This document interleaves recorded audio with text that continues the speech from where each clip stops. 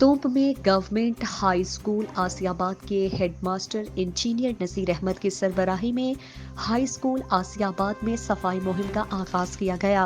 वाज़ेह रहे कि headmaster engineer Naseer Ahmad ने जब से स्कूल का चार्ज संभाला है तो हाई स्कूल आसियाबाद रोज बरोज तरक्की कर रहा है। स्कूल की नज़्म ज़ब्त में बहुत बेहतरी आ चुकी है। स्कूल हेडमास्टर की कोशिशों और काविशों से स्कूल की बेहतरी के लिए काबिल तारीफ है। एहलियान आसियाबाद आवाम ने हेडमास्टर हाई स्कूल की कारकर्दगी से मुतमईन का इजहार भी किया है।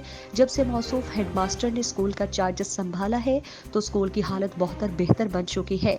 स्कूल में गोल्डन वीक मुनक्किद करवाना और हफ्तावार बज़्म अदब होना बच्चों की सेहत पर बेहतर असरअंदाज होते हैं, जबकि सफाई की जानिब से बहुत तवज्जो दी जा रही है।